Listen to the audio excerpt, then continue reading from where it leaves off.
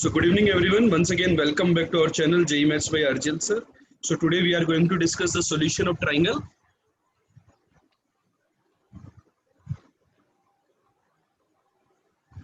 So देखो first of all जो solution of triangle है इसमें क्या डिस्कशन हम लोग करते हैं, basic relation between the sides and the angles of a triangle. इसके बारे में बच्चों हम लोग बात करते हैं, sides and the angles of a triangle के बारे में।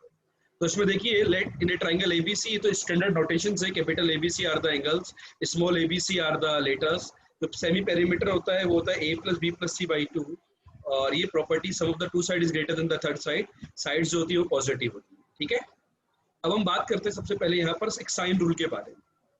इसके बारे में बात करते हैं हम लोग, साइन रूल के बारे में बात करते हैं बच्चों कि साइन रूल क्या होता है। आप सबको पता है कि साइन रूल क्या कहता है कि जो साइड्स होती हैं और जो साइन ऑफ एंगल्स होते हैं उनका रेशियो एक कांस्टेंट होता है, और वो कांस्टेंट जो वैल्यू होती है वो कांस्टेंट वैल्यू किसके इक्वल होती है बच्चों बताइए? a/sin a = b/sin b = c/sin c। ये जो वैल्यू आती है ये किसके इक्वल आती है? This value is equal to the twice of the radius, that is the circumradius. We will also discuss that how a/sin a is equal to the twice of the radius in the circumradius part. ठीक है, अब बात आती है कि sine rule का application कहाँ होता है। देखो जब भी हमें साइड्स और एंगल्स में रिलेशनशिप निकालनी होती है तब या तो हम साइन रूल यूज में लेते हैं, मतलब जब भी साइड्स का रेशियो दिया हुआ हो तो अपन एंगल्स का रेशियो निकाल सकते हैं कि कुछ साइड की इंफॉर्मेशन से हमें एंगल के बारे में बात करनी हो तो then we will use the sine rule. ठीक, सो नेक्स्ट जो सेकंड फॉर्मूला आता है वो आता है अपना कोसाइन रूल का। किसका फॉर्मूला आता है? Cosine rule. तो किसी भी एंगल का कोसाइन, यदि अपन बात करें कोस थीटा की, तो किसी भी एंगल का जो कोसाइन होता है, कोस का सिंपल सा देखो एक तरीका है, ये यदि अपने पास एक ट्राइंगल है, यदि आपके पास ये ट्राइंगल है और ये एंगल यदि ए है तो आपके पास ये साइड्स पता है, ये A side, let's say this is angle B, this is C, so here you will have B and here you will have C. BC side से दी है तो cos b का जो फॉर्मूला होता है वो simply b² + c² - a² upon twice of bc, ये अपना फॉर्मूला होता है। ठीक है, अब इस फॉर्मूले को, ये जो फॉर्मेट है ना b² = c² + a² - 2ac cos b, इस फॉर्मेट में भी सभी बच्चों को याद रखना है। ये वाला फॉर्मेट भी काफी जगह इंपॉर्टेंट होता है। ठीक है, तो हमें कैसे याद रखना है कि जो भी एंगल है उसकी एडजेसेंट साइड के स्क्वायर का सम, जैसे cos से लिखोगे तो क्या लिखोगे? b² + c² - a² upon twice of adjacent sides का product. This is the formula of cosine. ठीक, इसके बाद बच्चों एक बात आती है प्रोजेक्शन फॉर्मूले की। किसकी बात आती है? प्रोजेक्शन फॉर्मूले की हम लोग बात करते हैं। प्रोजेक्शन फॉर्मूला क्या कहता है? सिंपल सी बात है प्रोजेक्शन फॉर्मूला कि एक ट्राइंगल एबीसी के अंदर, let's say this is the triangle ABC, this is A, this is B, this is C, and यहाँ पर हमने एक एल्टीट्यूड डाल दिया, let's say this point is M. तो ये जो साइड BM है और ये जो साइड MC है, इन दोनों का सम बेसिकली A के इक्वल हो जाएगा। तो यहाँ 90 डिग्री से प्रोजेक्शन से अपन लोग निकालते हैं तो किसी भी साइड को हम लोग अलग दो साइड्स के फॉर्म में ब्रेक कर सकते हैं। C = a cos b + b cos a, B = a cos c + c cos a, A = b cos c + c cos b। ये सारे फॉर्मूलेज हमें बच्चों याद होने चाहिए। अगला जो फॉर्मूला आता है वो आता है टेंजेंट रूल का, नेपियर्स एनालॉजी भी इसको बोलते हैं हम लोग। किसी भी ट्राइंगल एबीसी में यदि हमें कोई दो एडजेसेंट साइड और उनके बीच का एंगल गिवन हो और रेस्ट ऑफ द इंफॉर्मेशन यदि आपको कैलकुलेट करनी, ये इंपॉर्टेंट पॉइंट है, ये ध्यान रखना। यदि आपको किसी ट्राइंगल में दो एडजेसेंट साइड गिवन हो और उनके बीच का एंगल गिवन हो, जैसे कि यहाँ पर यदि मैं बात करूं, जैसे आप बच्चों ये देखिए मेरे पास एंगल ए और साइड ए और बी है, तो साइड ए और बी के बीच का एंगल क्या होता है? सी होता है। तो मेरे पास पूरी राइट हैंड साइड आ गई। यदि मेरे पास राइट हैंड साइड आ गई तो a - b/2 का फॉर्मूला आ जाएगा, नहीं आ जाएगा?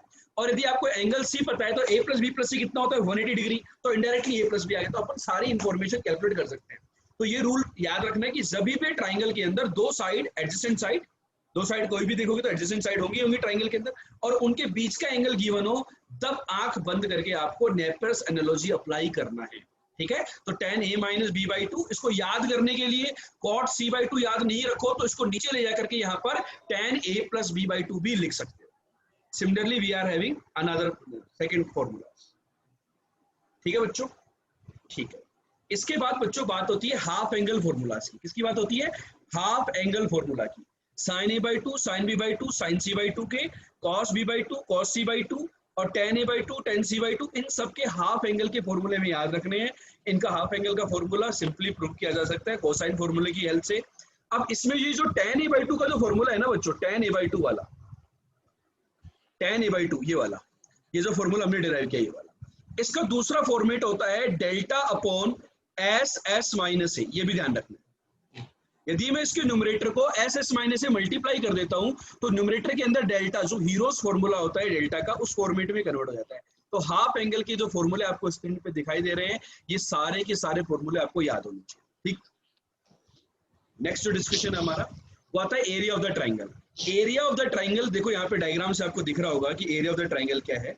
हम लोग जल्दी से ही थ्योरी कवर कर देंगे बेटा, टाइम नहीं लगाएंगे, फटाफट से क्विक रिवीजन हो जाएगा हमारे थ्योरी का। ये देखो, area of the triangle half into BC into eighty, base into height, है नहीं? तो this is base is the A and the height is projection से सी साइन बी।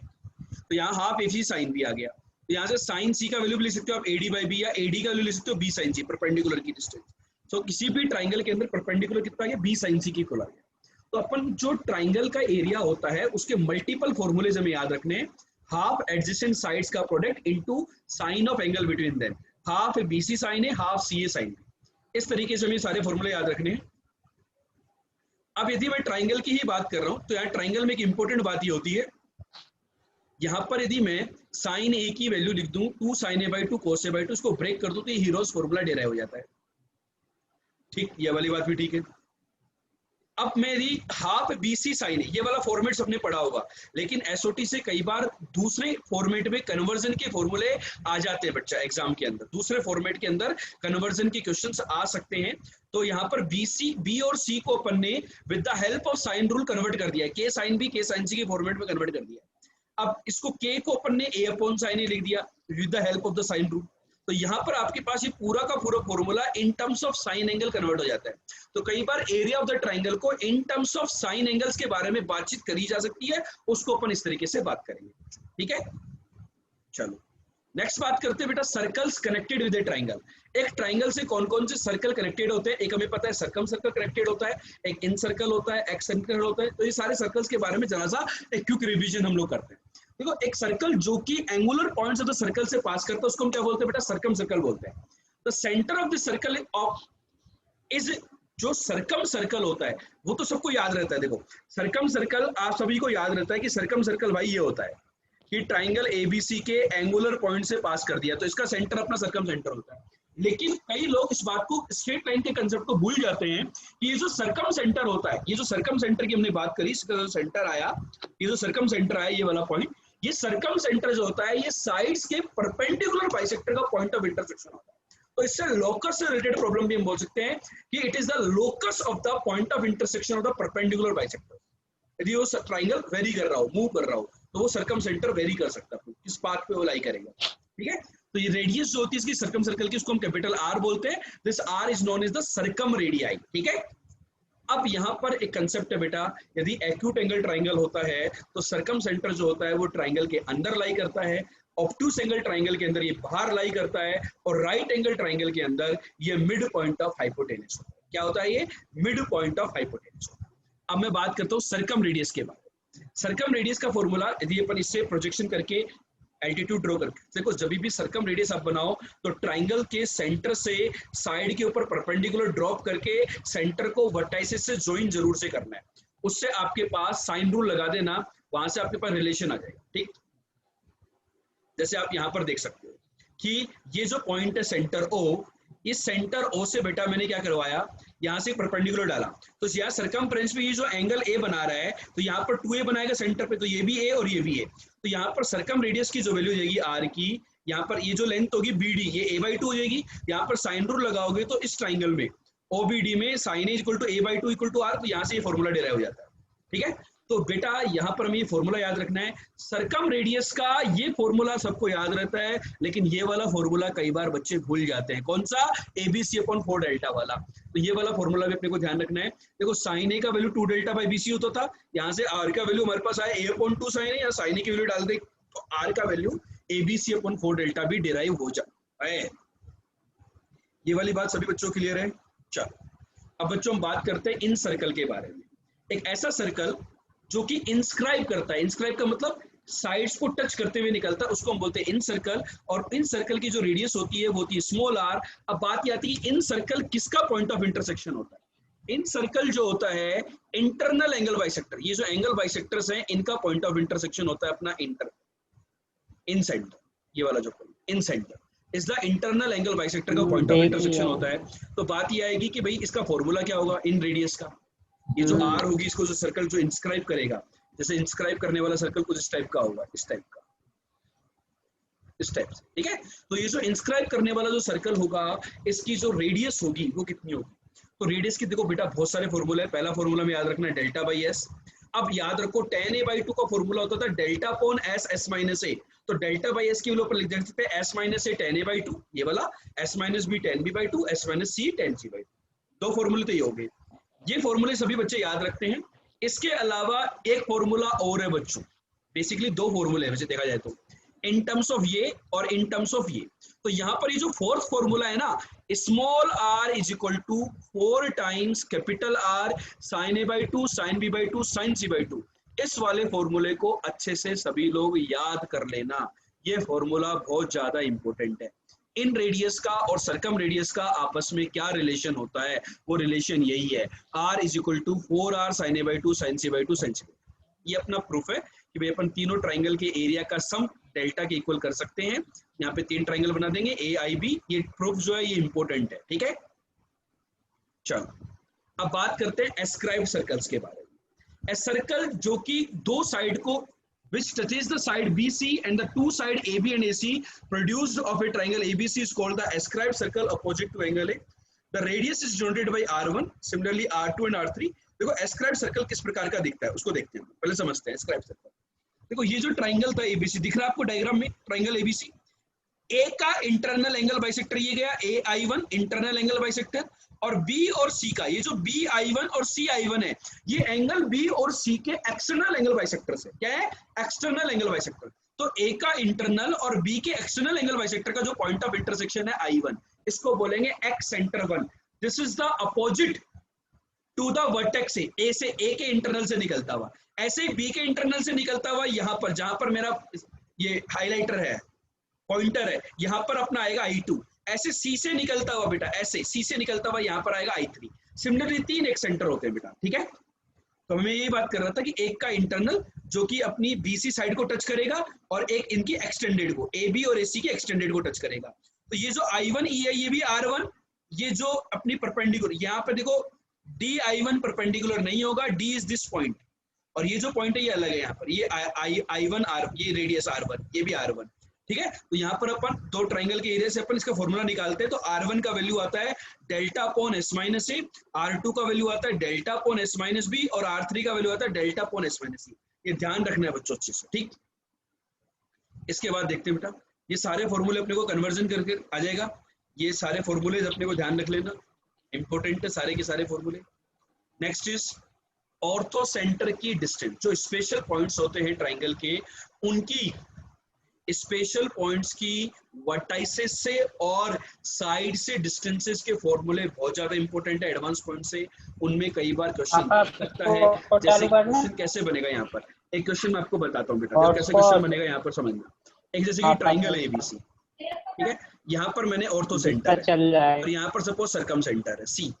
तो यदि बोल दिया गया है कि line joining circumcentre and orthocentre is parallel to the base, मतलब क्या हुआ, सरकम सेंटर की बेस से और ऑर्थो सेंटर की बेस से डिस्टेंस पता होनी चाहिए ताकि अपन उनको इक्वल कर पाए, समझिए बात को। तो ये जो स्पेशल पॉइंट्स होते हैं इनकी साइड से और वर्टाइसेस से डिस्टेंसेस के फॉर्मूले बच्चों याद कर लेना।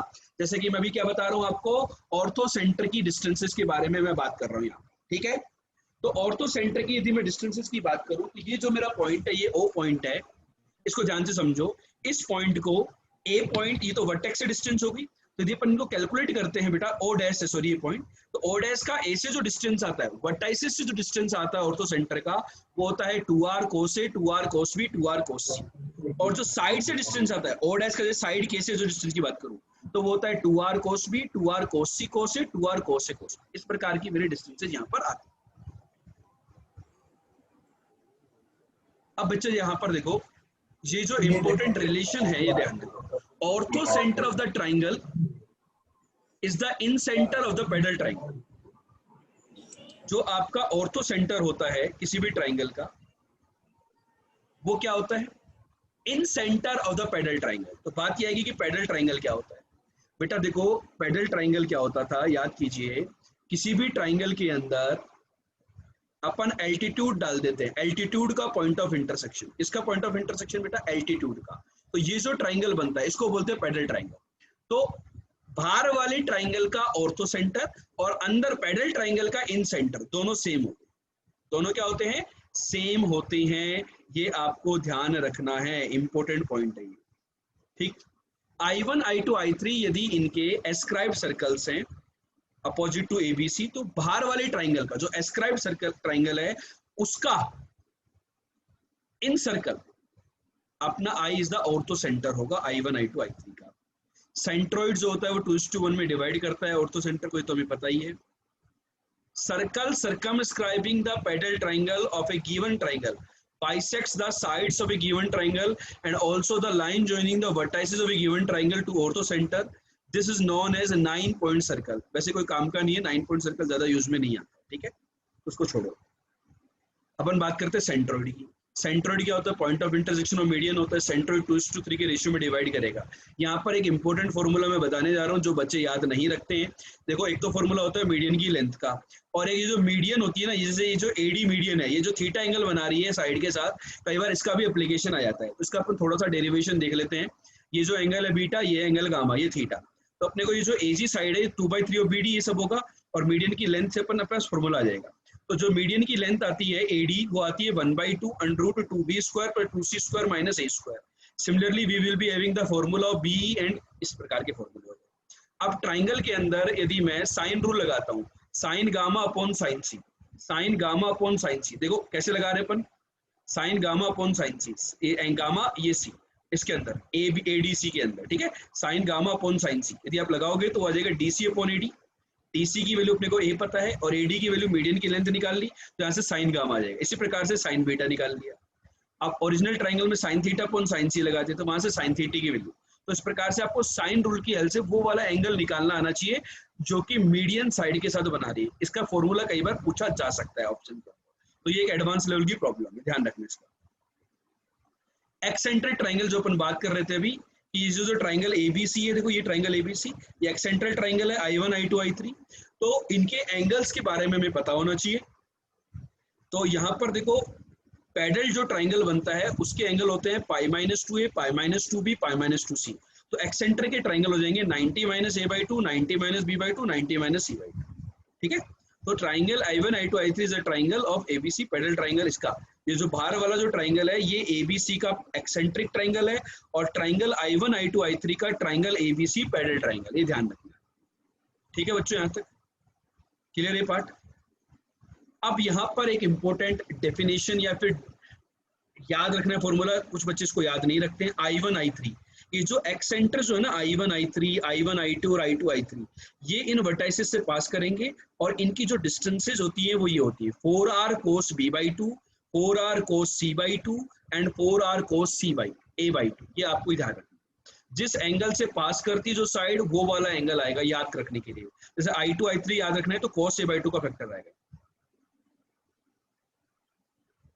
क्लियर? चलो, area and circumradius of the excentral triangle, ये ध्यान से समझ लेना। ये जो एक्सेंट्रल ट्राइंगल है ना, ये जो ट्राइंगल ABC है, इसकी सर्कम रेडियस यदि R है, तो ये जो ट्राइंगल I1, I2, I3 है, इसकी सर्कम रेडियस 2R होती है। मतलब इसकी पैडल ट्राइंगल यदि I1, I2, I3 की सर्कम रेडियस 2R है, तो इसके पैडल ट्राइंगल की रेडियस कितनी होती है? R होती है। यदि क्वेश्चन ये हो ट्राइंगल ABC की सर्कम रेडियस 4R है, तो उसके पैडल ट्राइंगल की रेडियस सर्कम रेडियस कितनी होगी? 2R होगी। एक्सेंटर, किसी ट्राइंगल के एक्सेंटर की सर्कम रेडियस डबल हो जाती है और पैडल ट्राइंगल की सर्कम रेडियस आधी हो जाती है, हाफ हो जाती है। तो यहाँ पर एक सर्कम रेडियस का फॉर्मूला है हमारे पास जो हमने डिराइव किया, साथ में एरिया का फॉर्मूला डिराइव करने के लिए पूछ सकता है। तो एरिया का फॉर्मूला हम लोग जो एक्सेंट्रिक ट्राइंगल है I1, I2, I3, उसके एरिया में हम बात करेंगे half into product of two side into sine of the include angle, उनके बीच का एंगल, वहां से अपन फॉर्मूला डिराइव कर सकते हैं। इसके बाद बच्चों एक इंपॉर्टेंट फॉर्मूला और है, इन सेंटर और एक्स सेंटर के बीच की डिस्टेंस कितनी होती है। किसी भी ट्राइंगल में एक इन सेंटर होता है और 3 एक्स सेंटर होते हैं। तो ये जो I और I1 है, इसकी डिस्टेंस यदि मैं निकालूं तो I1 जो होगा, this is the diameter of the circum circle of the triangle BCI1। ये जो BCI1 है इसका सर्कम सर्कल होगा यहाँ पर, तो यदि मैं इसकी बात करूँ तो I1 का जो फॉर्मूला होता है ये होता है 4r sin a/2, 4r sin b/2, 4r sin c/2, ये रेस्पेक्टिवली फॉर्मूले होते हैं। अब यहाँ पर देखो वही बात आ गई स्पेशल पॉइंट की वर्टाइसेस से डिस्टेंस, जो इन सेंटर होता है उसकी बी से डिस्टेंस, ए से डिस्टेंस और सी से डिस्टेंस, उनके फॉर्मूले ये हैं। बी की ए से आई से डिस्टेंस का फॉर्मूला होता है 4r sin a/2 sin c/2, तो ये इन सेंटर की वर्टाइसेस से डिस्टेंस है। तो साइड से डिस्टेंसेस क्या होंगी, वो तो स्मॉल आर होती है इन सेंटर की, ठीक है। Distance between an excentre and the circumcentre, जो आपका एक्सेंटर है और जो सर्कम सेंटर है उनके बीच की यदि मैं डिस्टेंस की बात करूं तो बेटा सर्कम सेंटर एंड एक्सेंटर जो O और I1, यदि मैं इसकी बात करूं तो I1 का फॉर्मूला ये आता है, I1 का फॉर्मूला आता है R√1 + 8 sin a/2 cos b/2 cos c/2। OI2 और OI3 का वैल्यू इस प्रकार का रहेगा, ठीक है। देन ये जो दो क्वेश्चन मैंने लिए हैं, सभी बच्चे इन क्वेश्चंस को ट्राई कर सकते हैं या फिर इनके फॉर्मूले या रिजल्ट को याद रख सकते हैं। बेटा देखो ये भी एक स्टैंडर्ड रिजल्ट है और जेईई एडवांस में इसकी प्रॉब्लम आ चुकी है कि कैपिटल R, यहाँ पर देखो distance between the circumcentre and the ortho centre, ortho centre और सर्कम सेंटर के बीच की जो डिस्टेंस होती है वो होती है R√1 - 8 cos A cos B cos C। ये एग्जाम्पल बहुत ज्यादा इंपॉर्टेंट है एडवांस पॉइंट ऑफ व्यू से।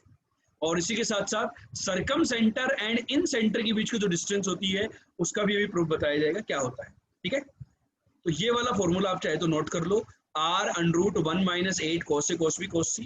और जो मैं बता रहा था circumcentre and incentre, यहाँ circumcentre and incentre, इसका फॉर्मूला होता है यहाँ पर, ये देखो इसका फॉर्मूला होता है OI सर्कम सेंटर इन सेंटर का √R² - 2 times capital R into small r। ये वेक्टर 3D में भी यूज में आए थे कई बार, वेक्टर के फॉर्मेट में दिया रहता है, तो ये वाला फॉर्मूला हमें याद रखना है, एक ये वाला फॉर्मूला और एक ये वाला फॉर्मूला। सभी बच्चे इसको नोट कर लो, ठीक है बच्चों। तो ये जस्ट एक क्विक रिवीजन था सारे फॉर्मूलों का, सारे फॉर्मूले आपको क्लियर हो गए होंगे। फिर भी यदि कोई डाउट है तो आप मुझसे शेयर कर सकते हैं, ठीक है बच्चों।